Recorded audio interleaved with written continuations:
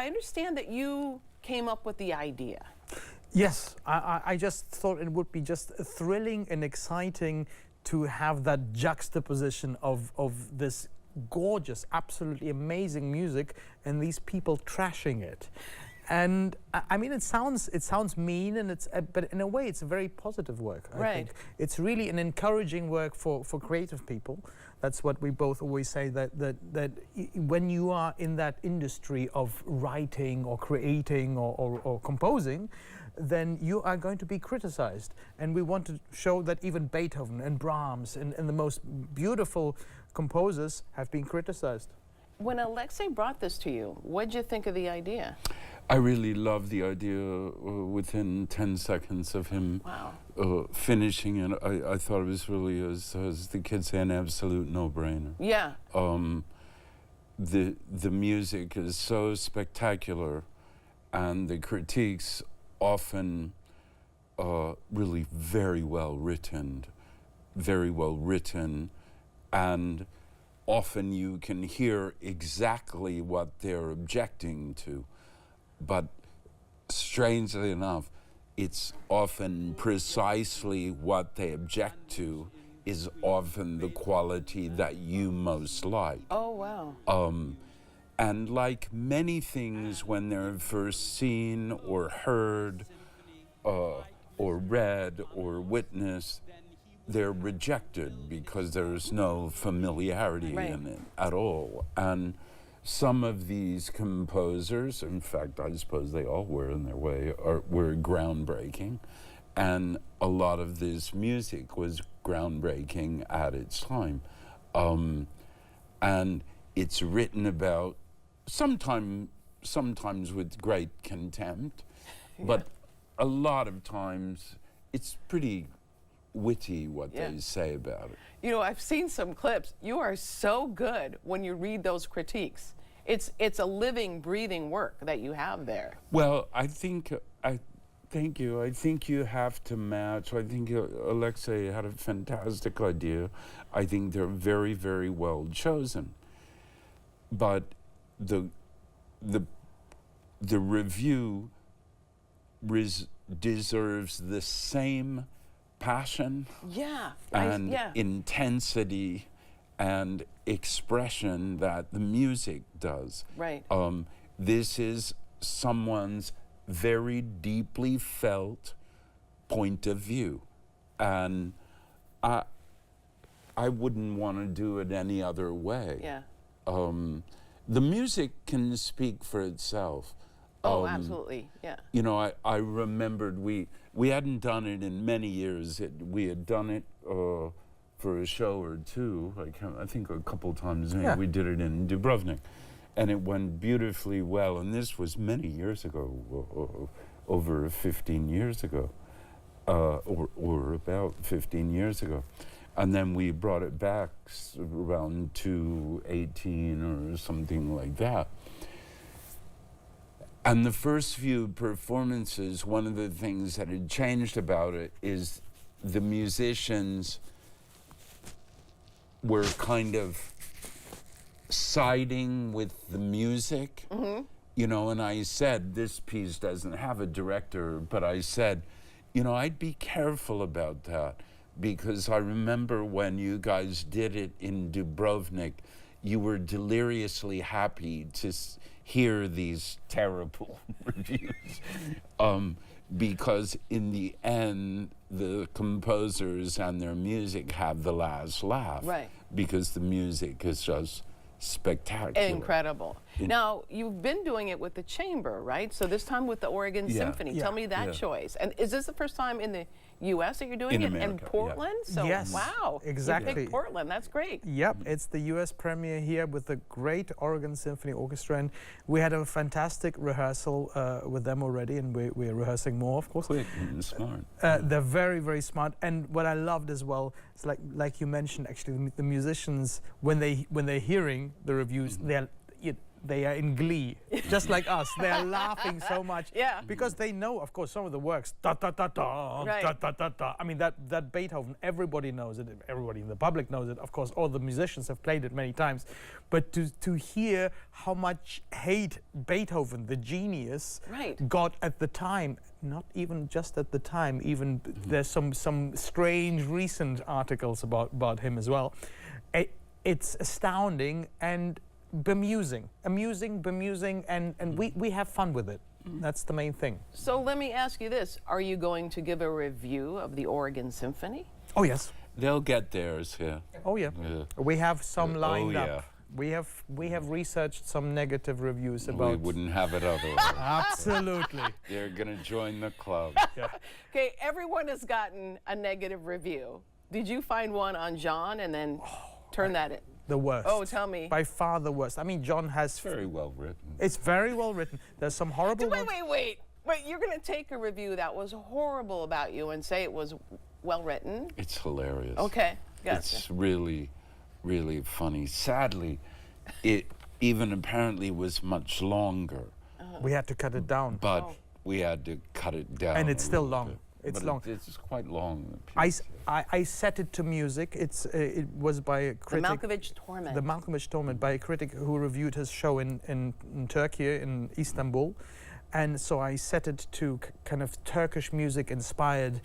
John likes to call it a sinfonietta of sorts, and it's with the Oregon Symphony. It sounds like a big symphony, actually, in many ways. Where John is shouting about what a horrible actor he is and how he should be sent home from the border with a Turkish delight. Yeah, it's a great review. It's an excellent piece of writing. Is there audience interaction at all? Oh yeah. Yeah. We'll get them to stand up. Has a little bit of everything, And it feels like there's room for improv, is there?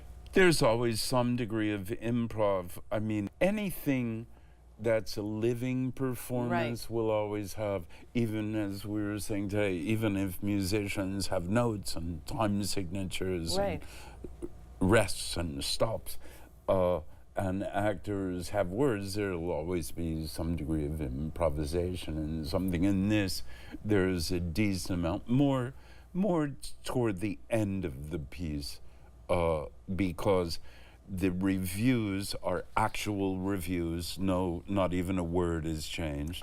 They're all actual reviews. Most of them, or a good deal of them, let's say, at the time when the piece was first heard, or soon after. I suppose some of them have some retrospective elements, but they're all real reviews. As I said, often really well written, really funny, really intelligible, just often really good pieces of writing. In your career, and you both have had a really long career, how do you handle a negative review? I don't really handle it. It's just not my business, meaning... You don't take it personally? No.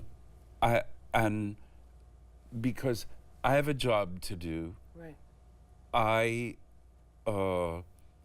have to do that job, and the only people who can help me do that job are my colleagues. Critics generally don't make theater. Generally, they don't make music, I suppose. Some do, but generally no. They're not composers, they're not playwrights, they don't make movies, they don't write scripts, generally. They have a job, and their job is to inform the people who read them or watch them of their point of view about a piece of art or a piece of work.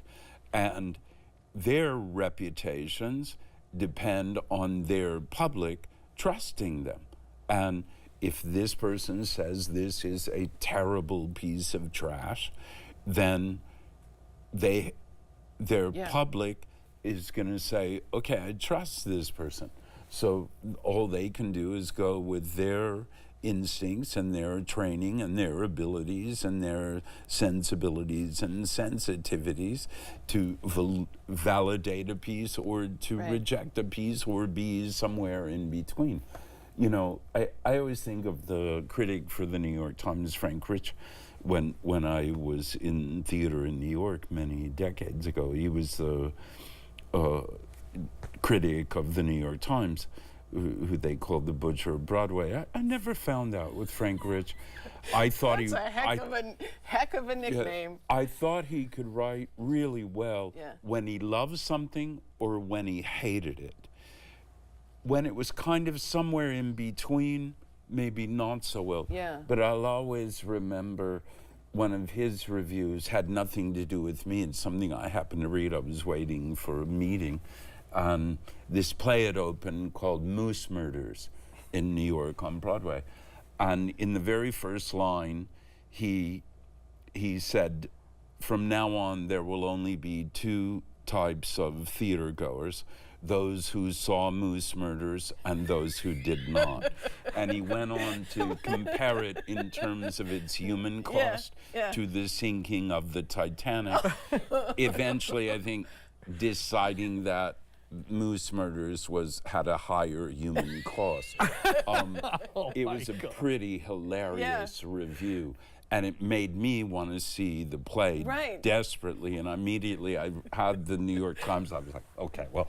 So I said, this is before portable phones. I said, it was in a casting office, and I said to the secretary, "Can I use your phone?" I called the theater. Can I get like 8 tickets for what, sweetheart? For Moose Murders? No, darling, and that's closed. You know, if I were the producer, it would have run on that review for at least a year. You know what I love watching is your connection, the two of you, before we went on the air. You two are really connected. Someone will mention an idea, you'll write it down, and then you get excited. That's kind of how you two work, isn't it? I think that's a very positive way of working generally, and we do have that rapport. We have a lot of fun outside of the professional world as well. So that's great. I think it's just about being a creative human being, because we both have that attitude as well, that creativity is really at the core of what we do, whether it's in everyday life or on stage. I think that's a great way to lead one's life. And the interesting thing about being around someone like Aleksey, I've known for many years, and our colleagues, and we share a number of colleagues, is you never know when a good idea will come up.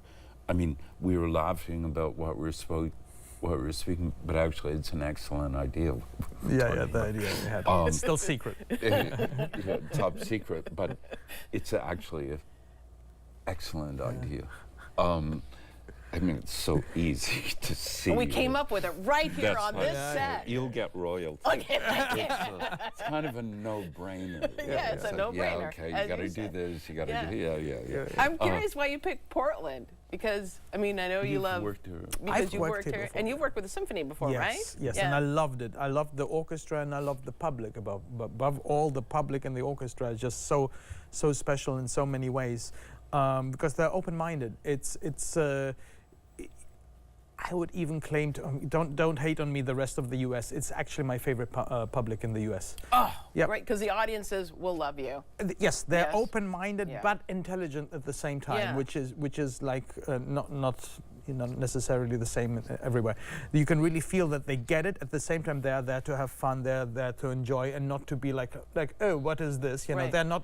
Don't come from a high horse. They're rooting for you. Yeah, they do. Absolutely. Portland audiences. And the orchestra the same. I mean, they are such a great orchestra, and at the same time down for any fun, as you will see in the Music Critic. I can't wait. You can see John and Aleksey join the Oregon Symphony for the Music Critic for one night only tomorrow night at the Arlene Schnitzer Concert Hall. We'll have more information, of course, as we always do on our website at KATU.com. Thank you both so very much. This was really fun. All right, we'll be right back with more AM Northwest. Don't go away.